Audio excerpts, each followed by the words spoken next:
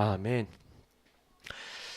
우리 하나님 말씀은 요한복음 4장 23절 24절입니다.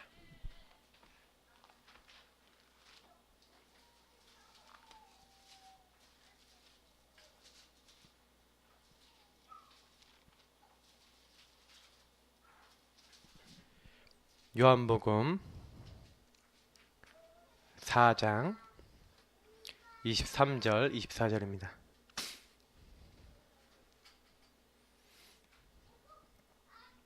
함께 한 목소리로 읽겠습니다. 아버지께 참되게 예배하는 자들은 영과 진리로 예배할 때가 오나니 곧 이때라. 아버지께서는 자기에게 이렇게 예배하는 자들을 찾으시느니라. 하나님은 영이시니 예배하는 자가 영과 진리로 예배할지니라. 아멘. 오늘 예배하는 생활입니다.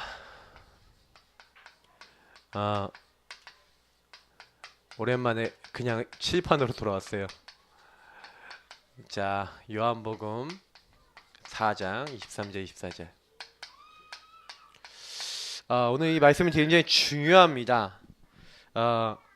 인간은 예배자입니다. 왜 인간이 예배자냐? 창세기 1, 2장에 인간이 예배자라고 성경은 얘기합니다. 하나님이 인간을 만드실 때 사람만 하나님이 자기 형상, 하나님의 형상대로 만드시고 하나님의 대리자로서 하나님이 이 땅에 있는 모든 것을 맡기십니다. 그래서 창세기 2장 7절에 보니까 인간은 육체를 가진 영적 존재. 그래서 하나님이 따로 구별하셔서 만든 존재고, 그래서 하나님이 이때 뭘 주십니까? 인간에게만 안식을 주십니다. 하나님 안에서의 안식. 그래서 안식일. 사실은 동물들이나 모든 존재들도 안식이 있지만 인간은 특별히 하나님으로부터 이 안식과, 안식이라는 것은 뭡니까? 평안이죠. 이것을 얻을 수 있도록 인간은 이렇게 만들어져 있어요. 그 안식을 누리는 조건이 있습니다. 바로 말씀이죠. 하나님은 인간에게만 말씀을 주셨습니다. 가장 기본이 되는 내용인데요. 사실은 제가 이렇게 많은 분들 이렇게 만나보니까 이 예배 생활 이렇게 할 때 예배 생활이 안 되는 거예요. 그러니까 다시 말하면 오늘 제목이 예배하는 생활이잖아요. 그러면 삶이란 얘기거든요. 예배는. 그죠? 근데 예배가 삶인데, 그러면 그 삶에 있어서 가장 중요한 요소들이 여기 나와 있다니까요. 내가 하나님의 영이 하나님의 영이 함께하지 않으면 안 되는 존재. 다시 말하면 우리 인간은 하나님의 형상이라서 하나님을 누리고 하나님이 함께하지 않으면 안 되는 존재. 인간은 하나님만 바라보라고 하나님 형상을 주셨거든요. 오직 여호와를 앙망하는 자는 새 힘을 얻으리니. 왜 그렇게 됩니까? 하나님의 형상, 하나님 함께하고 하나님만 바라보라. 그래서 인간에게 하나님의 형상을 주시고 하나님 인간을 하나님을 누리도록 이렇게 만든 겁니다. 그래서 인간은 하나님을 바라볼 때 평안해지고 행복해져요. 하나님을 누릴 때 행복해져요. 그럼 하나님을 누리는 방법, 하나님을 늘 기억하는 방법이 뭡니까? 요한복음 1장 1절 2절에 나와 있는 대로 하나님은 말씀이시다. 그래서 우리가 하나님의 말씀을 기억하고 그분의 약속과의 관계를 내가 유지하고 있는 한 우리 인간은 하나님을 늘 누릴 수 있어요. 그래서 하나님의 영께서는요, 우리 안에 오시는 성령, 우리 아까 성령 찬양 많이 했잖아요. 성령께서는 제일 언제 역사하시냐? 우리가 하나님의 말씀을 믿음으로 붙잡을 때. 믿음으로 붙잡고 요거 가지고 정말로 기도할 때 하나님이 가장 역사하세요. 제가 여태까지 체험한 하나님 중에 정말 이 하나님 중이라는 표현을 했는데 하나님의 역사 중에 더 정확하게 하면 진짜 역사가 생각된 거는 요거였어요. 하나님의 역사가 저에게 말씀이 깨달아지고 말씀이 성취되고 말씀대로 되는구나 라는 거를 제가 딱 느낀 게 제가 여태까지 느낀 것 중에 제일 은혜가 돼요. 시간이 지나도요, 그건 진짜로 은혜가 돼요. 그러니까 제가 얘기 들었잖아요. 요한복음 14장 27절 이런 말씀들 가지고는 하나님 난 평안하지 않는데 왜 나는 평안이 없을까요? 나에게 평안을 주세요. 그러면서 계속 기도하고 있는데 진짜 예수님이 주신 세상이 줄 수 없는 평안이 딱 임하더라고요. 그걸 딱 임하는 걸 보면서 제가 느낀 게 딱 뭐냐면 아 말씀이 살아있구나. 하나님 나에게 응답하시네 라고 믿어지기 시작했다니까요. 그 전에 안 믿었냐? 믿긴 믿었는데 어떻게 믿었냐면 하나님 과연 나에게도 응답을 해주시나? 라는 퀘스천 마크를 갖고 신앙생활을 했다는 거죠. 근데 이상하게요. 그 말씀이 딱 성취가 되고 나니까 하나님 말씀 성취를 내가 맛보고 나니까 이게 언제 임했는지 아세요? 홀로 다락방, 홀로 예배. 제가 하루도 안 빼놓고 하나님 앞에 서서 홀로 예배를 드렸어요. 뭐 갖고 예배 드렸냐? 구원의 길, 그리고 요 성경, 강단 이런 것들을 놓고 생각해 가면서 매일 읽어가면서 하나님 앞에요 뭘 했냐면 요 말씀을 가지고 고백 기도를 했어요. 고백. 그러니까 예배를 드린 거예요. 예배 드리면서 제가 하나님 앞에 읊조리고 그러면서 찬양도 하고 왔다 갔다 하면서 그게 다 뭐냐? 이때 고백하고 찬양하고 정말 감사하고 그러면서 때로 이제 뭐 조금 이거 시간이 지난 다음에 응답받고 난 다음에는 막 전도 생각도 하고 이건 좀 나중에 됐고 처음에는 요렇게만 시작했다니까요. 감사도 좀 나중에 나왔어요. 사실 고백하고 찬양 요 두 가지. 특히 제일 먼저 한 건 요거부터였어요. 요게 되어져서 응답을 받으니까 찬양이 나와요. 찬양이 나오면서 감사가 나요. 그리고 전도에 대한 생각을 계속 하게 되는 거죠. 근데 이게 전부 다 이게 뭡니까? 이게 말씀이잖아요. 말씀. 여기 있는 말씀을 가지고 제가요 조용히 그 예배를 드리기 시작한 거예요. 홀로의 예배.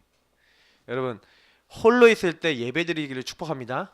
그래서 예배 드리세요. 이번에 우리 최홍 목사님이 사실은 우리 중요한 이제 다락방 개설하라. 모든 성도님들은 다락방을 개설하라. 네, 전성도 다락방 개설 미션 주고 가셨어요. 우리 성도님들은 이제 다락방 개설하시기 바랍니다. 어떤 다락방? 홀로 다락방. 홀로 다락방은 뭐예요? 홀로 예배. 그 홀로 예배를 통해서 뭐해라? 주는 그리스도시요. 그래서 이번에 메시지 때 이 내용 났죠. 모든 일에 주는 지금 나의 안 되는 나의 건강 문제 아니면 나의 인생 문제 나의 요 문제에 그리스도시요 살아계신 하나님의 아들이십니다 하고 그 문제를 넣어서 그리스도를 고백하세요. 주님은 이 일에 그리스도 모든 문제의 해결자시요 살아계신 하나님의 아들이십니다. 그러면서 우리 9일 그리기와 전도일지 거기 있는 거 쓰면서 뭐 해라? 제가 했던 신앙 고백이에요. 이 신앙 고백하고 똑같은 거죠. 이 신앙 고백하고 똑같은 내용을 하는 건데 이제 구원의 길 그리기 하면서 신앙 고백하는 걸 같이 밑에 적어봐라. 그리고 기도 제목을 적어놓고 요걸 같이 하는 거예요. 이거를 그렇게 하고 이제 구원의 길도 그리고 이렇게 한 다음에 강단 메시지를 매일 듣던지 읽던지 듣는 게 제일 좋다. 강단 메시지를 이렇게 틀어놓고 그냥 듣는 거예요. 하루에 한 번 정도 여러분이 딱 틀어놓고 다니면서 듣는 거예요. 잠깐이라도 듣는 거예요. 들으면서 강단 메시지 가지고 이 안에서 또 은혜를 다시 한번 점검하고 다시 여러분들 미션을 점검하고 딱 이러면서 이렇게 인도받는 게 이게 홀로 다락방이다. 특히 요거 하면서 약간 이제 우리가 얘기하는 전도 대상 이런 것도 생각하고 이렇게 하라. 이렇게 미션을 주셨죠. 그러니까 이거 가지고 그냥 그대로 해보시라니까요.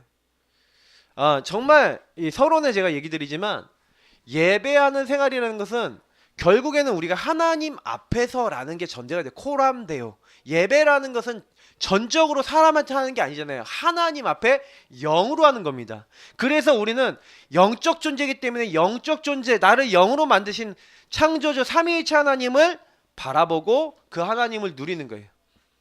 특히 그 하나님의 말씀을 인정하고 예수 그리스도 그분 안에서 구원받은 우리가 그 그리스도 안에서 주신 이 영적 축복을 붙잡고 우리가 하나님의 역사에 임하도록 하나님이 깨닫게 하시도록 기도하면 반드시 성령이 역사하셔서 우리를 하나님이 원하시는 길로 인도하시는 거죠. 예배는 그래서 굉장히 단순하지만 굉장히 중요한 응답들이 많이 담겨 있어요. 자, 그래서 우리가 한번 교제를 보면서 한번 보겠습니다. 하나님께 예배드리는 생활은 그리스도인의 생활에 가장 중요한 일이다. 예배란 피조물로서 인간이 창조주 하나님을 경배하는 것이다. 하나님이 우리를 뭘로요? 하나님을 바라보라고 영적 존재 만드셨어요. 그래서 우리는 하나님만 바라보면 돼요. 그게 예배예요. 자, 하나님을 찾는 사람이 누구입니까? 하나님을 찾는 사람. 그 사람은 누굽니까? 자, 하나님이 찾는 사람은 헌금을 많이 하는 사람이 아니다. 성경책을 많이 읽고, 제가요 어떤 사람 간증하는 걸 들었는데 자기가 성경책을요 1년 만에 막 열독했다 막 이러더라고요.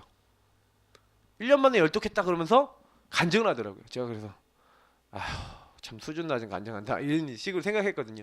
열독했으면 어쩔 건데, 자기가 뭐 무속인 아들이었는데 열독을 했다 어쩌다 하면서 막 이게 얘기를 하더라고요. 근데 참 은혜다. 은혜 받아서 참 좋은 것인데 성경 열독해서 잘난 게 아니라 열독할 수 있는 은혜를 받았구나. 그걸 막 드러내는 거 제가 좀 안타깝더라고요. 왜냐면 우리가 헌금 많이 하고 뭐 열심히 해서 공로를 많이 쌓고 성경책 많이 읽고 전도를 많이 해서 사람 많이 데려다 놓고 열심히 교회에서 봉사하고 하나님이 이런 걸 찾는 게 아니라니까요. 그거 열심히 해놓고 나는 도무지 너를 모른다라고 성경에요 그렇게 얘기한 사람들이 있다고 성경에 나와 있거든요. 예. 그래서 전도 이전에 하나님은요 많은 것들, 하나님은 지금 전도자를 찾으시면 전도자 이전에 누굴 찾습니까? 예배자를 찾는 거예요. 성경에서 얘기하는 가장 축복된 사람은 예배자입니다. 그래서 우리는 뭘 열심히 하기 이전에, 헌금 이전에, 봉사 이전에 뭐부터 성공하자? 예배 성공. 예배 성공은 누구 앞에 서는 것이다? 창조주 하나님 코람데오 하나님 앞에서, 하나님 앞에 서는 거예요. 뭐든지 하나님 앞에서 보는 거예요. 코람데오. 예배자로 먼저 우리가 서야 됩니다. 자, 오늘 요한복음 4장은요 사마리아 여인을 만났을 때 예수님이 말씀하신 말씀이죠. 사마리아 여인이 예수님께 딱 물어봅니다. 사마리아 사람들은요 예루살렘에 가서 예배를 막 못 드리는 거예요. 왜요? 더러운 족속들이다 해갖고요 이 사람들을 막 핍박했거든요. 그래서 이 여자가 뭐라니까 예수님이 막 너에게는 남편이 5이 있었고 지금 있는 자도 네 남편이 아니다. 그러니까 예수님 자기 일을 맞춰버리니까 당신이 선지자로서이다 그러면서 우리 조상들은 이 산에서 예배하는데 당신들의 말에 예배할 곳이 예루살렘에 있다 하더이다. 예루살렘에서만 그 성전에서만 예배드려야 된다. 그렇게 들었습니다. 그러니까 예수께서 이르시되 여자여 내 말을 믿으라. 이 산에서도 말고 예루살렘에서 말고 너희가 아버지께 예배할 때가 이르리라. 네. 그러면서 너희는 알지 못하는 것을 예배하고 우리는 아는 것을 예배하노니 이는 구원이 유대인에게서 남이라. 그 누구에게? 예수님을 얘기하는 거죠. 그러면서 오늘 말씀을 얘기한 거예요. 아버지께 참되게 예배하는 자들은 영과 진리로 예배할 때가 온다. 그게 무슨 얘기입니까? 그럼 한번 여기 보겠습니다. 영과 진리로 예배한다는 게 뭡니까? 하나님 찾는 사람은 예배하는 사람인데 보니까 영, spiritual, 이 spirit이라고 되어 있거든요. 영어는요. 영으로 예배드린다. 그러니까 우리 영적 예배. 그러면서 and truth라고 되어 있어요. 영어로 보면. 그러면 진실, 뭐 진리라고도 되어 있는데 여기 영과 진리로라고 되어 있는데 사실은 truth는 뭐예요? 진실한 마음인 거죠. 사실적인 마음, 진실한 마음 이런 걸 얘기하는 거죠. 하나님은 어떤 사람을 찾냐? 내 영을 다해 내 진실한 마음을 다해 하나님 앞에 서는 사람을 찾는다는 얘기예요. 왜요? 하나님은 영이시기 때문에. 영이신 하나님께서는 우리 속을 안다는 거예요. 네 생각을 알고 네 마음을 안다는 거예요. 영이신 하나님을 속일 수 있는 자가 아무도 없다는 거예요. 그래서 여러분 진짜 응답받을 때는 하나님 앞에 진실할 때 응답받아요. 우리가 전도일지 이거 저는 너무 감사한 게 뭐냐면 진실하게 내가 그 사람 생각하고 그 현장 생각하고 기도하는 거예요. 여러분이 그런 시간이 얼마나 있습니까? 진실하게 영과 진리로 하나님 앞에 예배하고 기도하는 사람. 우리가 전도자이지만 현장에 가서 구원의 길 왜 그럽니까? 피 뿌리면서 그리스도 언약 바라보면서 주여 역사하여 주옵소서. 주님이 아니면 이 현장 바뀌지 않습니다. 그리스도의 보혈의 능력으로 이 현장의 흑암을 꺾어주시고 하나님이 이 현장을 바꿔주옵소서 하고 우리가 영적 예배를 드리는 예배자로 서는 거예요. 그게 구원의 길 그리고 우리가 진실한 마음으로 일찍 그 기록을 하는 겁니다. 그 예배 드리는 거예요. 그 순간에. 그리고 난 다음에 현장에 가서 확인하는 겁니다. 그죠? 얼마나 감사합니까? 저는 우리가 진짜 수지 맞았다. 우리는 어느 곳에든지 전도자가 아니라 예배자로 서고 예배자가 전도자가 되어 하나님의 영광을 드러내는 것이다. 그 응답 누리시길 바랍니다. 그러니까 이거를 우리가 가는 곳마다 고백하는 거예요. 건성으로 예배드리지 말라.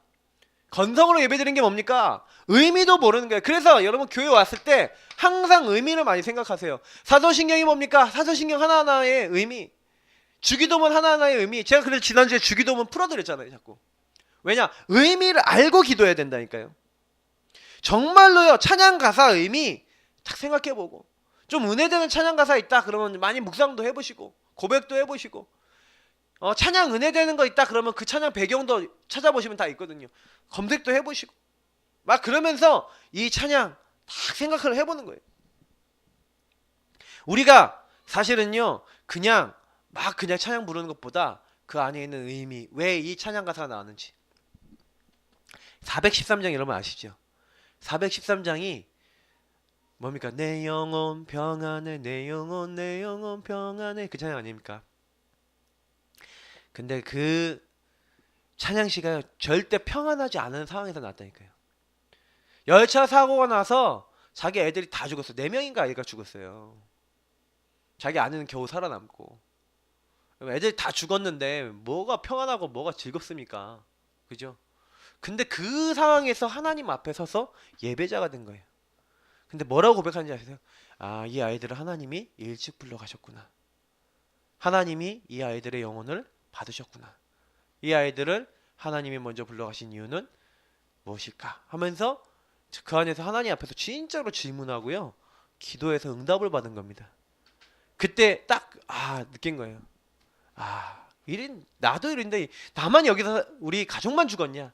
수많은 사람이 이렇게 되지 않냐? 근데 이렇게 죽어가는 사람 많지 않냐? 그러면서 그래서 이 땅에 있는 모든 사람 예수 아니면 그리스도 아니면 성령의 능력 아니면 안 되는 것이지 않냐? 그리고 찬양시를 썼다니까요. 진짜 예배자가 남겨놓은 찬양이에요. 그래서 우리가 그 찬양 가사를 진짜 묵상해보면 진짜 우리가요 생각할 게 많습니다. 진짜 은혜될 뿐만 아니라 나는 어떤가? 진짜 어떤 상황, 문제, 조건 상관없잖아요. 그게 진짜 예배자라니까요. 그래서 여러분 교훈으로 삼기 위해서 설교 듣고 막 자꾸 이렇게 틀린 부분을 하면 안 돼요. 진짜 의미를 이해하고 하나님 말씀 들을 때마다 그 말씀을 나의 언약으로 잡아야 됩니다. 하나님이 오늘 나에게 예배 성공하도록 예배하는 삶이 되도록 하나님 말씀을 주시는구나. 우리는 우리 자신이 하나님 앞에 서 있는 예배자, 하나님 앞에 늘 코람대화하는 예배자임을 잊으시면 안 됩니다. 나는 예배자다. 늘 고백하시기 바랍니다. 그러면서 로마서 12장 1절 2절 한번 찾아보겠습니다. 자, 로마서 12장 1절 2절.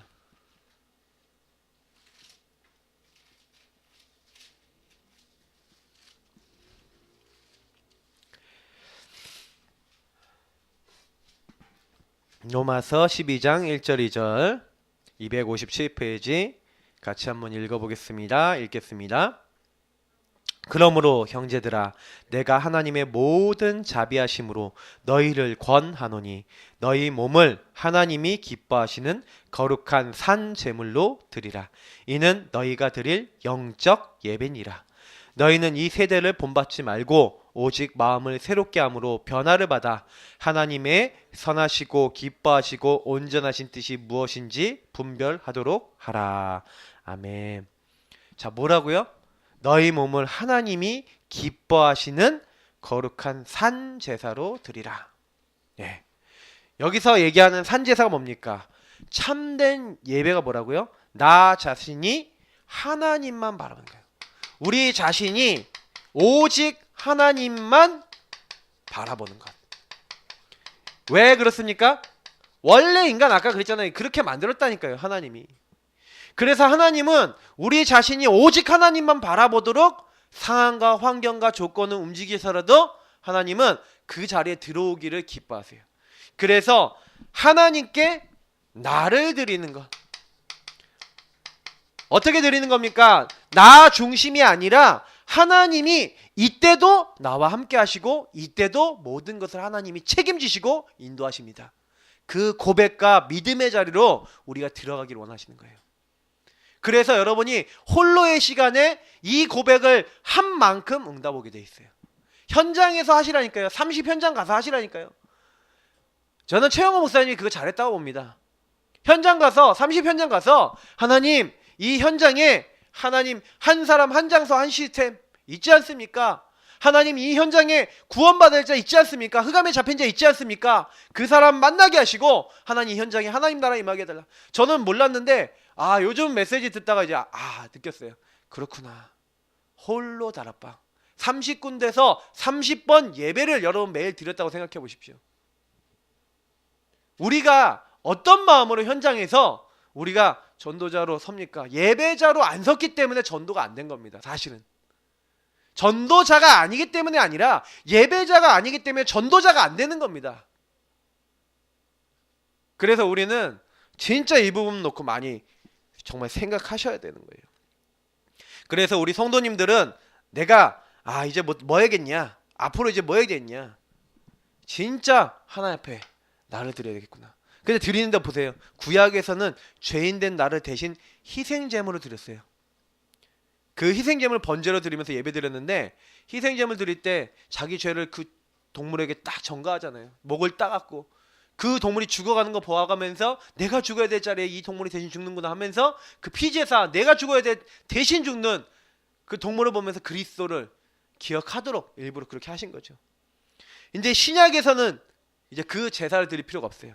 이제 나 자신을 이제 어떻게 하라고요? 하나님 앞에 번제물로 드린다는 마음으로.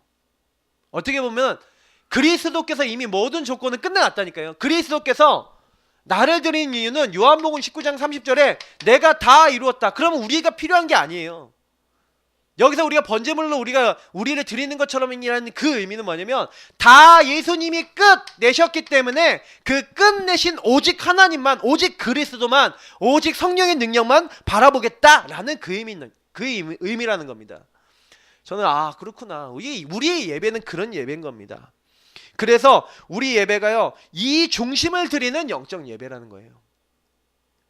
그러니까 이 중심이 없으면 예배가 아니죠. 문제가 왔다, 상황이 왔다, 어려움이 왔다, 고통이 왔다. 그럴 때 하나님 앞에 나를 드린 거예요. 하나님 이 상황을 주신 것도 하나님이십니다. 하나님의 절대 주권, 모든 문제 끝났습니다. 예수님은 지금 이 상황에도 나와 함께 하신 줄 믿습니다. 사망의 음침한 골짜기가 나를 상하게 하지 못합니다. 주께서 지금 나와 함께 하시는 줄 믿습니다. 그런 고백을 우리가 할 때 절대 마귀는 못 건드리는 거예요. 그러니까 사실은 우리가 예배가 행사처럼 예식이 되거나 의식이 되면 안 된다니까요. 많은 사람들이 이게 자꾸 문제가 뭡니까? 종교화 된다니까요. 의식화 된다니까요. 자꾸 우리가요, 예배들이 그렇게 되는 거예요.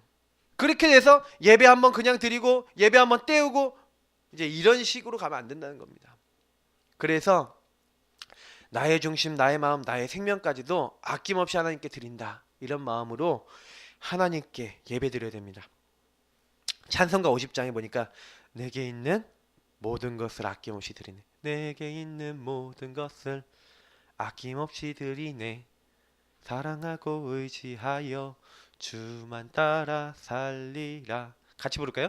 주께 드리네, 주께 드리네, 사랑하는 구주 앞에 모두 드리네. 이게 물질만 얘기하는 겁니까? 아니라니까요. 이거를 내버리고 정말로 하나님 앞에 나를 드리라. 정말 나를 구원하신 그 그리스도만 바라보라. 이게 예배입니다. 그래서 예배는요, 주일 예배는 친구들과의 개모임, 동호회 모임, 친목회 정도, 이런 정도 아니라니까요. 막 사람들이 예배를 막 진짜 어떤 그런 모임으로 생각하는 사람도 있어요. 아닙니다. 이 예배 시간은요, 시대의 유행을 추구하는 시간이 아닙니다. 그래서 가능하면 여러분이 이 자리에 나오셔요. 시간이 되면 나오셔요. 상황이 되면 무조건 나오셔요. 제가 인터넷 방송, 이렇게 실시간 방송을 하는 것, 유튜브에 올리는 것은 정말로 못 올 만한 상황이 계신데 너무 말씀을 듣고 싶어서, 너무 은혜 받고 싶어서, 너무 힘들어서 막 지쳐있는 분들을 위해서 제가 하는 것이지, 사실은 여러분 이 자리에 나오셔서 이 자리에 함께 예배드리는 게 제일 좋습니다. 그러셔서 뭐 하는 거예요? 내 복잡하고 얽혀있는 마음, 그래서 아까 뭐라고 했어요? 너희는 세대를 본받지 말고 오직 마음을 새롭게 함으로. 그래서요, 자꾸 세상 것 따라가는 게 아닙니다. 우리는 세상 것 따라가는 게 아니라 이 그리스도 안에서, 복음 안에서 우리가 영적으로 새롭게 하는 거예요. 새롭게 한다는 건 뭡니까? 리뉴, 영어로 하면 그렇잖아요. 다시 갱신하고 바꾼다는 거죠. 뭘로요? 하나님의 것으로 나를 바꾼다는 거예요. 이게 갱신을 얘기하는 거거든요. 나를, 그랬구나, 내가 이 부분에 놓쳤구나, 내가 이 부분 내가 인도받지 못했구나, 이거를 새롭게 만드는, 변화시키는. 뭘로 변화시킵니까? 하나님의 말씀, 약속의 말씀, 그 말씀 붙잡고 내가 말씀과 어긋나 있었던 거, 내가 말씀과 멀었던 거, 그걸 하나님께 되돌리는 거예요. 그게 예배 시간입니다. 그래서 여러분 예배 시간에 한 가지만 깨닫고 그것만 바꿨다, 그때마다 여러분 응답받잖아요.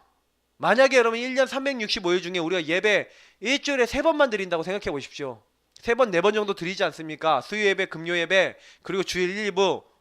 그렇게 예배 4번 드렸다고 생각해보면 4번 드린 거 52주 하면 한 200 몇 번 됩니까? 그러면 200번 하여튼 넘죠? 근데 200번 넘는데 여러분 그 200번 넘는 그 예배 시간 동안에 뭘 받는지 아십니까? 말씀으로 내가 하나씩 갱신된다고 생각해보세요. 여러분 208가지가 만약에 1년 동안 바뀌었다. 만약에 여러분이 진짜 한 예배만 드리고 한 개지만 잡았다. 50개가 내가 바뀌었다. 갱신이 됐다. 그게 여러분 10년이 됐다. 500개가 바뀌었다. 얼마나 많이 바뀝니까? 그러니까 우리 예배를 성공하면요, 인생 성공된다니까요. 예배 성공하면 우리 인생이 새롭게 된다니까요. 그러니까 말씀을 그냥 듣지 마시고, 그래서 말씀 들을 때마다, 예배할 때마다 하나님의 말씀을 받고 내 인생에 바꿔야 될 하나님의 미션을 잡으셔야 돼요. 네 인생이 왜 그랬는지에 대한 답, 앞으로 어떻게 살아야 되는지 답, 그걸 다 얻는 게 예배 시간입니다. 그래서 예배 시간을 통해 하나님이 기뻐하시는 일, 이걸 찾는 거예요. 하나님 기뻐하시는 거, 나에게 하나님이 원하시는 말씀과 미션이 무엇인지, 요거를 찾는 분별력. 그래서 하나님의 뜻이 무엇인지, 하나님이 나에게 뭘 하기 원하시는지 말씀을 통해 찾는 겁니다. 요렇게 찾을 때요, 하나님은요 그 사람의 인생을 바꾸시고 치유하시는 거예요. 그래서 예배를 위한 바른 자세가 있습니다. 예배를 위한 바른 자세. 어떤 게 바른 자세입니까? 자, 어떻게 예배를 드리고 어떤 종류의 예배가 있습니까? 예배의 자세입니다. 여러분 예배 드릴 때, 하나님 집인 성전에 들어올 때 여러분이 그냥 오지 마시고 항상 시편 100편에 있는 말씀을 한번 기억하세요. 왕에게서부터 굉장한 상을 받는, 그래서 기쁜 마음으로 이제 왕의 성에 들어가는 신하처럼, 성전에 올라가는 기도라 그러거든요.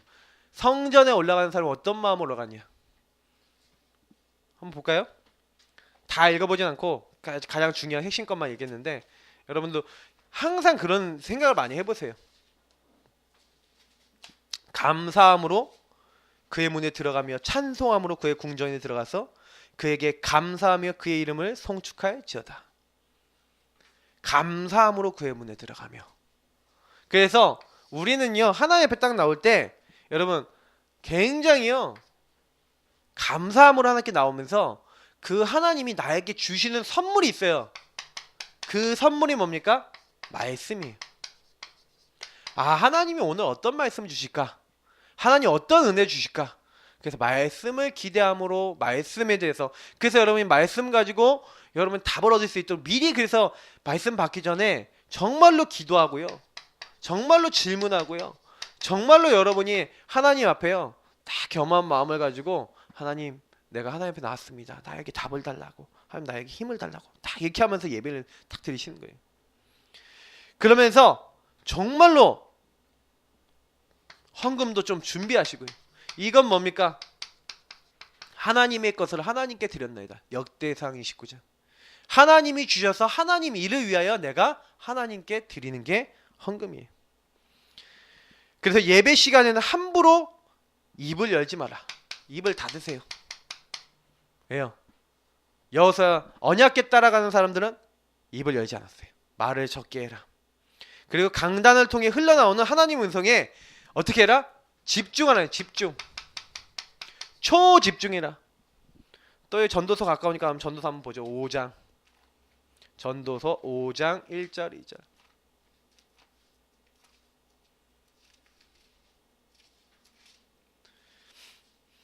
자, 이렇게 됐어요. 같이 읽겠습니다. 너는 하나님의 집에 들어갈 때에 내 발을 삼갈지어다. 가까이하여 말씀을 듣는 것이 우매한 자들이 제사 드리는 것보다 나으니 그들은 악을 행하면서도 깨닫지 못함이니라. 너는 하나님 앞에서 함부로 입을 열지 말며 급한 마음으로 말을 내지 말라. 하나님은 하늘에 계시고 너는 땅에 있음이니라. 그런즉 마땅히 말을 적게 할 것이라. 방금 얘기한 내용들이죠. 하나님 말씀에 초집중하시면서 그 말씀 따라가되 말을 적게 하고, 우리는 땅에 있잖아요. 하나님은 하늘에 계시고 하나님 모든 걸 움직이시는데 우리는 하나님의 눈으로 세상 보지 않으니까 일절 같은 실수를 하는 거죠. 예, 악을 행하면서도 깨닫지 못하는 우매한 자들 같이 되는 거죠. 우리가 그렇게 되면 안 되겠죠. 그래서 여러분 좀 예배 시간에 이제 지각하지 마라. 이건 좀 준비되지 않아서 그렇죠. 미리 준비하면 우리가 사실 할 수 있죠. 좀 오늘 살짝 예배에 늦었어요. 왜 늦었냐? 약간 이제 우리 애들 이제 제가 집에 딱 갔더니 이제 지연이 자고 있고 이제 밥을 먹이고 막 이렇게 딱 나오는데 늦더라고요. 저도 한 30분 전에 늘 와 있어야 되겠게 늘 생각하거든요. 근데 어쩔 때는 이제 애들 데리고 딱 이렇게 저희 사무소 보니까 애 3명 데리고 오는 게 보통 일이 아니야 이게. 이런 날씨는 특히 주연이 여기까지 안고 왔다니까요 제가. 막 안고 막 왔다니까. 이제 근데 조금 이렇게 미리 준비하고 그러면서도 딱 이제는 좀 말씀 집중하기 위해서 또 먼저 말씀도 찾아보고 성경도 찾아보고 그리고 준비하고 좀 자리도 준비하고 이렇게 하는 겁니다. 앞자리 가능하면 은혜의 자리, 뒷자리 똥자리 앞자리 앉으시고. 자, 그러면서 두 번째 예배 내용입니다. 예배는 뭐합니까? 예배 시간에 하는 게 찬양이죠. 그래서 우리 찬양하는 시간이 있어요. 호흡이 있는 자마다 우리는 여호와를 찬양하는 거죠. 또 대표 기도입니다. 대표 기도는 여러분 어떻게 보시면 되냐면 여러분 함께 기도하는 거예요. 그래서 우리 안수 집사님이 기도하거나 뭐 장로님 기도하거나 우리 목사들이 기도할 때는 여러분이 함께 아멘 하면서 그 대표의 기도가 응답되도록 함께 기도하는 겁니다. 말씀 선포하죠. 이 말씀 선포할 때 그 말씀을 함께 아멘하고 언약으로 붙잡는 거고요. 그리고 헌금합니다. 아까 했지만 헌금은 하나님께 하나님 것 드리는 거죠. 이게 대표적인 예배 내용입니다. 그러면서 예배 종류가 있죠. 자, 뭐 다 안 적겠습니다. 일주일의 스케줄 중에 최우선으로 삼아야 될 게 예배 시간이에요. 그래서 하나님은 예배자를 찾기 때문에 여러분이 예배 시간과 예배 성공을 위해서 굉장히 애쓰셔야 됩니다. 예배만 제대로 성공해도 응답받아요. 예배보다 더 바쁜 약속 잡지 마시고 예배를 다 최우선을 잡고 평상시에도 하나님과 홀로 예배드리는 홀로 예배를 가장 중심으로 잡아보세요. 저는 그랬거든요. 그렇게 딱 하고 나니까 응답이 많이 와요. 우리가 사실 진짜 응답 받으려면 홀로의 예배가 진짜 중요하고 그리고 공예배가 진짜 중요합니다. 그래서 여러분이 가능하면 공예배는 뭡니까? 공적으로 드리는 전체에서 같이 드리는 예배, 수요 예배, 뭐 주일 예배, 당연히 주일 예배죠. 뭐 금요 예배 이런 예배도 될 수 있고 기타 뭐 새벽 예배, 구역 예배, 가정 예배, 신방 예배, 기간 예배 여러 가지 이제 기타 예배도 있습니다. 홀로의 예배도 여러분 포함이 될 수 있겠죠. 그래서 여러분 이제 이런 예배 시간 놓치면 특히 공예배는 중요하게 여기세요. 공예배는 무조건 다 이게 세례받은 모든 성도님들은 원래 공예배를 참석하는 게 기본입니다. 그래서 세례받을 때 원래 그것도 우리 문답할 때 하는 겁니다. 그래서 공예배를 중요하게 드리고요. 특히 우리 직분자들은 공예배 무조건 참석하는 게 원래는 맞습니다. 근데 제가 너무 강조를 안 하니까 이제 이렇게 된 것 같은데 여러분 예배 성공하시기 바랍니다. 그래서 이런 기타 예배도 이제 내년도에는 구역 예배 여러분 다 하도록 할 겁니다. 그래서 여러분 자꾸 구역원들끼리 같이 모이고 같이 기도하시고 같이 언약 잡고 이렇게 하셔야 됩니다. 자, 그러면서 이제 마무리입니다. 오늘부터 여러분 뭐가 되라? 예배자가 되시기 바랍니다. 진짜 나는 예배자 되겠다. 오늘부터 예배자. 난 예배 중심으로 살겠다 하고 나의 삶의 중심축을 예배 중심으로 딱 주시기 바랍니다. 그래서 아브라함이 가는 곳마다 단을 쌓았어요. 완전 예배 중심. 창세기 12장 8절 보니까 아브라함이 가는 곳마다 단을 쌓고 여호와의 이름을 부르더라. 분명히 얘기하고 있습니다. 그러니까 하나님이 그 아브라함을 축복하시는 거예요. 하나님이 가는 곳마다 하나님 바라보니까 항상 시작을 누구 중심으로 해요? 하나님 중심으로 하는 거예요. 시작을. 그래야 응답을 받는 겁니다. 사무엘은요 굉장히 어려움이 딱 왔었을 때 사무엘상 7장에 보니까 미스바죠. 이 7장의 미스바 보면은 특히 블레셋이 갑자기 기습해서 쳐들어왔다니까요. 미스바에 모였다는 거 알고 쳐들어왔다니까요. 그때 뭐합니까? 예배를 드리는 거예요. 온전한 번제를 하나님께 드렸어요. 그 온전한 번제를 드리면 시간도 많이 걸립니다. 근데 오히려 마음이 급할 그때 막 인본주의 쓴 게 아니라 온전한 번제를 드리는데 하나님 우레를 바라면서 블레셋 사람들을 패하게 하시고요. 다시는 블레셋 사람들이 쳐들어올 생각 못할 만큼 하나님 역사해 버리십니다. 그래서 에베네셀 응답. 하나님이 승리케 하시는 거죠. 맞죠? 이런 응답이 오는 겁니다. 하나님이 우리를 도우셨다. 여기까지 도우셨다라는 말이죠. 그래서 여러분이 감당 안 되는 문제 딱 왔다. 그러면 진짜 문제 왔을 때 예배하시고요. 진짜 문제 왔을 때 감사해 보세요. 딱 여러분이 안 되는 거 예배자로 쓰시고 안 되는 거 감사하시고 하나님 앞에 딱 맡겨보세요. 하나님 앞에 서서 하나님 앞에 딱 맡겨버리면 하나님이 그 일을 풀어버리세요. 이게 예배자입니다. 예배자는 자신 인생 문제를 자기가 해결 안 해요. 그래서 응답받는 겁니다. 그래서 요 예배를 잘하는 사람이 내일 기도수첩 뜻을 정한 사람들. 다니엘의 친구와 다니엘이 같이 오늘 보니까 다니엘서 1장 1절부터 8절인데 특히 다니엘은 뜻을 정하여 왕의 음식과 그가 마시는 포도주로 자기를 더럽히지 아니하리라고 자기를 더럽히지 아니하도록 환관장에게 그 구하니 이렇게 돼 있죠. 이번 주 강단에서 사실은 우리가 뭐 얘기했습니까? 그리스도 예수께 잡힌 바 된 요 뜻. 그리스도 예수께 잡힌 바 된 그것. 이해되십니까? 그리스도 예수께 잡힌 바 된 그것 똑같아요. 뜻을 정하여 우리가 하나님의 인도를 받겠다. 우리가 하나님만 섬기겠다. 하나님만 바라보겠다. 우상 바라보지 않고 하나님의 언약 그리스도 요 언약을 알고 있었던 사람. 그 뜻. 우리가 다른 거 섬기지 않고 하나님만 바라보겠다. 같은 말이죠. 그리스도께 잡힌 바 된 그것을 잡으려고 한 거죠. 이해되십니까? 강단의 말씀은 이번 주 내내 성취됩니다. 이 예배한 생활이 뭐예요? 그리스도께 잡힌 바 된 그것을 내가 붙잡는 시간, 예배 시간. 맞잖아요. 그 예배 시간에 잡은 그것을 내 인생의 최고의 뭘로 갖는 거예요? 지식. 최고의 뭡니까? 발견. 최고의 집중. 최고의 목표. 최고의 배경으로 알고 그걸 최고 가치로 알고 그걸로 누리는 거예요.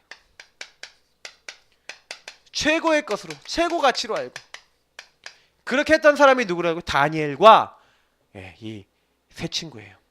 그래서 우리는 자주 어떻게 합니까? 근본적인 것을 잊고 무감각하게 살아가죠. 창세기 3장, 6장, 12장 우리가 잊어버리고 자꾸 나 중심으로 돌아가고 물질, 육신 굉장히 매력적으로 보이지 않습니까? 사도행전 13, 16, 19장은 완전히 이제 세상 문화에 속아버리는 거예요. 육신적인 매력에 속아버리는 거예요. 불신자 6가지 상태 빠져서 12가지 속에 빠져서 사실은 우리가 하나님 아닌 다른 걸 쫓습니다. 그래서 현장은 지금 솟고 있다.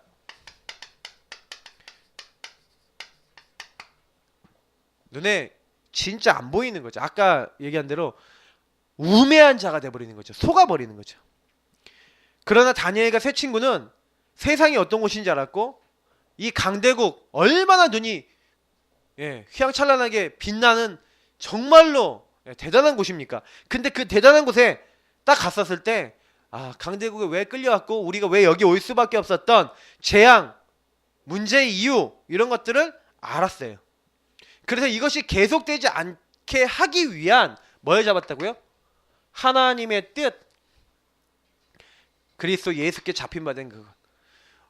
수많은 사람이 속고 있는데 이것을요 딱 거부하고 이 속고 있는 걸 딱 거부하고 뭘 잡았다고요? 여기서 하나님이 원하시는 것을 생각했다는 거예요. 그래서 굉장히 중요한 건 뭐냐면 여러분이 문제 상황이나 안 되는 상황에서 뭘 찾아야 된다고요? 하나님이 원하시는 거. 그래서 예배가 필요한 거예요. 예배 드리지 않는 사람은 하나님 원하시는 거 못 찾죠. 왜? 하나님과 방향이 안 맞으니까 하나님 원하시는 거 못 찾아요. 딱 이 하나님과 방향이 맞고 하나님 원하시는 거 딱 찾아버리니까 그때부터 뭐예요? 모든 응답 왔던 것처럼 우리 역시도 마찬가지입니다. 이 땅의 근본 문제, 참된 답.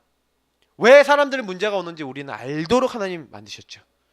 마귀의 소가 죄짓고 하나님 떠난 사람들을 살리기 위해서 12가지 문제에 빠진 사람 살리기 위해서 하나님 우리를 따로 부르셔서 하나님이요 이 시대에 그러면 하나님이 원하시는 것, 하나님이 나에게 원하시는 하나님의 뜻 우리도 잡기를 원하시는 거예요. 하나님의 언약 잡기를 원하시는 거예요.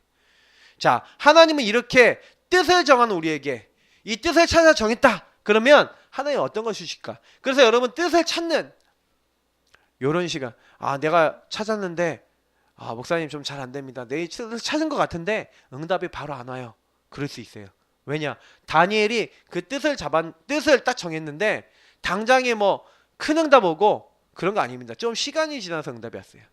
그러나 분명한 것은요.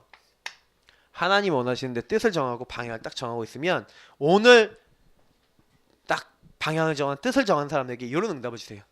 첫 번째, 특별한 지혜를 주시는 거예요. 원래 이제 여기 있는 말씀을 다 찾아봐야 되는데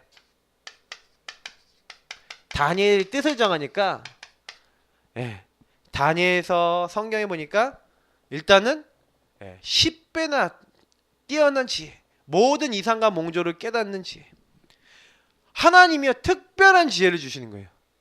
다시 말하면 이건 유의성의 응답입니다. 하나님이 원하시는 요 뜻에 오직 했더니 하나님이 이들에게 유의성 응답을 주시는 거예요. 아무도 해석 못하는데 다니엘은 3명의 왕을 섬기면서 움직이면서 나라에 영향을 주는 거예요. 느부갓네살 왕, 그 아들 베사살입니까? 그리고 막 다리오에서부터 쫙 많은 왕들이 나오잖아요. 그 왕들을 다 섬기는데 그때마다 왕들은 계속 바뀌어요. 왕은 바뀌는데 다니엘은 계속 총리라. 그럴 수 있습니까? 그럴 수 없는데 하나님이 온 나라에 영향 주는 지도자로 딱 세우시는 거예요. 왜 그렇습니까? 하나님이 주신 하나님이 원하시는 거 딱 붙잡고 있으니까 하나님 언약 붙잡고 있으니까 하나님이 특별한 지혜, 하나님 유의성 응답을 주시는 거예요. 그러니까 사실은 우리가 이게 굉장히 중요한 거예요. 여러분이 제가 복음 집중하고 있잖아요. 하나님이 우리에게 반드시 해요. 다른 힘, 다른 지혜 주신다니까요. 그리고 다른 능력 주신다니까요. 다른 경제 주신다니까요. 다른 만남 주신다니까요. 이걸 가지고 오력이라 하지 않습니까? 복음 집중하고 계신 분들이 반드시 받았던 응답들인데 실제로 우리에게도 와요. 그러니까 다니엘이 뜻을 정했다라고 했었을 땐 그냥 뜻을 정한 게 아니라 예배를 드렸다니까요. 다니엘이 우리가 왜 이렇게 됐는지에 대한 질문하면서 예배를 드렸다니까요. 그때 하나님이 원하시는 거. 그래서 왜 이렇게 문제가 있냐. 그래서 뜻을 정했다는 것은 요 앞에 굉장히 심각한 문제와 재앙과 위기 가운데서 뜻을 정한 거예요. 혹시 여러분이 문제가 와 있고 재앙이 와 있고 위기가 와 있고 안 되는 게 와 있습니까? 그러면 여러분 그게 뭔지 아세요? 뜻을 정하는 기회요. 예배 드리는 시간표인 줄 믿으시기 바랍니다. 그러면 이제 그때부터 하나님이요. 하나님을 오직 바라보고 집중하고 있는데 어떻게 하십니까? 하나님께서 우리에게 특별한 하나님의 능력과 하나님의 힘을 주시는 거예요. 그래서 어느 정도 특별한 능력이 옵니까? 다른 사람 해석 못하는 꿈 해석하는 능력이 오는 거예요. 그리고 다른 사람 해석 못하는 다른 사람 할 수 없는 많은 하나님의 응답들이 오는 거예요. 여기서 이제 다니엘의 세 친구 얘기가 나옵니다. 이 세 친구가 함께 다니엘과 예배드렸던 친구들이죠. 근데 이들에게 위기가 찾아왔죠. 어떤 위기입니까? 우상신상 느부갓네살 느보신상에게 절하지 않는다는 이유로 풀무불에 던져지게 됐어요. 대부분 사람들이 이렇게 막강한 힘으로부터 공격당하고 어려움이 딱 왔었을 때 낙심하고 절망하고 나 이제 죽었다 하고 이제 끝나버리는데 현실을 본다는 거예요. 대부분 사람들은 현실만 봐요. 사실을 안 보죠. 진실과 영적 사실을 못 봅니다. 그러니까 거의 낙심하고 무너져 버리는데 딱 그들은 뭘 봤어요? 현실 가운데 느보신상 이걸 하지 않으면 어떻게 돼요? 이렇게 느보신상을 다 섬기도록 하는구나. 절 안 하면 죽어요. 근데 진실과 영적 사실을 봤다니까요. 저것은 우상이다 봤다니까요. 하나님은 저 우상에게 지지 않으신다. 저 우상을 능히 멸하시고 이길 수 있는 하나님이 우리에게 저 풀무불에 들어가도 분명히 살게 하실 것이요 저 우상을 이길 수 있는 하나님이다 믿었던 것 같아요. 딱 그걸 고백하잖아요. 그래서 우리가 왕의 신상에게 절 안 하는 게 당연하다는 식으로 얘기하잖아요. 우리는 그 일에 대해서 더 말할 게 없습니다. 뭐라고 얘기합니까? 우리가 만약 죽게 되는 상황이 같이라도 하나님께서 우리 살리겠거니와 그리 아니야 하실지라도 이렇게 얘기한다니까요. 그러니까 왕이 너무 화가 나서 7배나 더 뜨겁게 해라. 그리고 던져버리잖아요. 자, 이때 어떻게 됩니까? 하나님이 이때요 굉장히요 요걸 알고요 이유를 붙잡은 거예요. 이유가 뭐예요?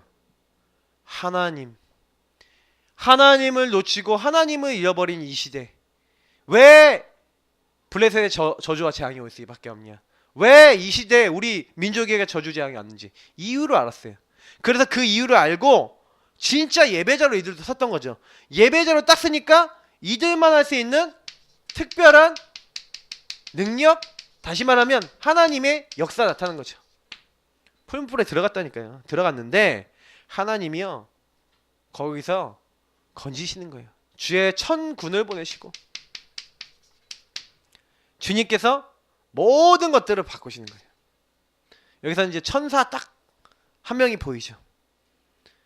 그러면서 하나님께서 거기서 건져내시는 거예요. 예. 그러니까 그 모든 사람들이 인정하는 거죠. 우리가 절대로 우리 힘으로 할 수 없는 걸 하나님이 하셨다는 걸 보일 수 있는 특별한 능력 얻을 수 있는. 그래서 사실 이 뒤에 보면 이 뭐가 나옵니까? 사실은요 다니엘이 나오는데 요 다니엘이 왕의 꿈을 해석해주는 장면 나오지 않습니까? 아무도 해석 못한다니까요. 근데 이 복음에 집중하고 정확한 답을 갖고 있으니까 이들을 통해서 사드락 메삭 아벳느고 다니엘을 통해서 하나님은 하나님 살아계신 걸 보이시는 거예요. 그래서 우리는 이 응답을 받는 데 있어서 중요한 게 예배의 중요한 요소기도 합니다. 하나님의 절대 주권 인정하시는 거예요. 절대 주권 가지고 있는 하나님께서는요, 강하고 견고하게 뜻을 정했던 다니엘과 세 친구들에게 위기를 허락하셨어요. 여러분, 위기, 문제 하나님이 허락지 않으면 안 옵니다. 근데 위기를 허락했다니까요. 그래서 위기가 왔어요. 풀무불에 던져지고 사자굴에 던져지게 됐다니까요. 근데 여러분, 그래서 속고 있다, 속지 마시기 바랍니다. 착각하지 마시기 바랍니다. 우리가요, 이런 위기가 왔을 때 위기가 오히려 문이 되고, 그 위기가 사실은요, 하나님 살아계신 것을 온 바벨론에 있는 사람 다 알 만큼 거기에 모든 신하들이 다 와 있었거든요. 맞죠? 근데요, 모든 신하들이 동시에 봤다니까, 하나님 살아계신 것을. 그죠? 그러니까 하나님은요, 위기 상황에 더 역사하셨다니까요. 그래서 오히려 그 위기가 왔고 다니엘이 사자굴에 던져졌는데 그걸로 인해서 다니엘의 하나님이 영광 받으셨죠. 그것처럼요, 우리에게 똑같아요. 그 위기가 왔는데 하나님은 그 위기 속에서 뭘 준비해놨다? 전도문을 준비해놨어요. 응답문을 준비해놨어요. 우리가 하나님 앞에 예배자로 서서 하나님 앞에 정말 예배자로서 하나님 절대주권 인정하고 정말 우리가 죽는지 살든지 그게 우리 목적이 아니라 하나님을 찾고 하나님 바라보고 있다면 하나님이 역사하셔서 전도문 여신다니까요. 역사는 하나님이 하시는 거니까. 그래서 똑같은 거예요. 다니엘과 세 친구가 전도자가 아니고 어떻게 보면 예배자입니다. 예배를 제대로 성공한 거예요. 그랬더니 어떻게 됐습니까? 그 주권으로 뭐가 됐어요? 선교문도 열렸다니까요. 전도문, 선교문이 열리는 거예요. 나아가 그 현장에 함께하고 증언을 들었던 후대들에게도 언약이 전달됐겠죠. 그래서 많은 유대인들이 나중에 돌아갈 때 이런 증거를 가지고 돌아간 겁니다. 하나님 살아계시고 함께하시고 과연 우리에게 약속대로 고레스 왕을 일으키셔서 우리에게 70년 만에 돌아가겠다고 했던 그 약속대로 하나님이 하셨다. 우리 역시 절대 주권자이신 하나님이 함께하심. 그래서 우리도 똑같습니다. 그 절대 주권자가 다니엘만 함께 하시는 하나님이 아니라 지금 나와도 우리와도 함께 하신다. 그러면 그 주님이 함께 하셔서 나를 지금 어떻게 인도하신다라고 우리가 그 함께를 믿음으로 딱 붙잡고 이들이 받았던 것처럼 예배자로 딱 서서 하나님이 원한 중요한 자리를 딱 들어간다면 우리에게 만약에 위기 우리에게 왔다. 하나님이 그걸 또 우리에게도 전도문 여시고 하나님의 응답, 하나님의 역사 딱 보이셔서 우리도 하나님의 응답과 증거를 체험케 하실 것이다 가 내일 우리 기도처 메시지죠. 근데 오늘 예배하는 생활하고 똑 맞죠? 그러니까 결국에는 제가 그런 얘기를 드리고 싶은, 정말 우리가 하나님 앞에 예배 드리는 것보다 중요한 게 없다. 저는 전도도 사실은 예배 속에서 나와야 된다고 믿습니다. 우리 모든 성도님들, 우리 함께 이 시간 기도하겠습니다. 하나님, 내가 예배자 되기 원합니다. 강단의 말씀처럼 하나님의 뜻에 정말 하나님이 원하시는 그 하나님께 잡힌 바, 예수 그리스도께 잡힌 바된 그것을 잡아야 되겠다. 나는 예수님께 잡혀서 예수님 나를 부르셨고 예수님이 이 그리스도 증거라고 나를 이 땅에 부르셔서 표대를 향해 뛰어가도록 하셨는데 하나님, 내가 이 그리스도를 붙잡고 살기 원합니다. 누리기 원합니다. 도와주옵소서. 우리 합심으로 기도하겠습니다. 참 좋으신 하나님 감사합니다. 여기는 모든 분들과 제가 그리스도를 붙잡고 하나님의 언약을 붙잡고 약속을 붙잡고 기도합니다. 하나님 도와주시고 오늘 주신 약속대로 오늘 주신 말씀대로 하나님 되게 하여 주옵소서. 여기는 모든 분들이 하나님 함께 기도하다가 하나님 원하시는 중요한 것을 알고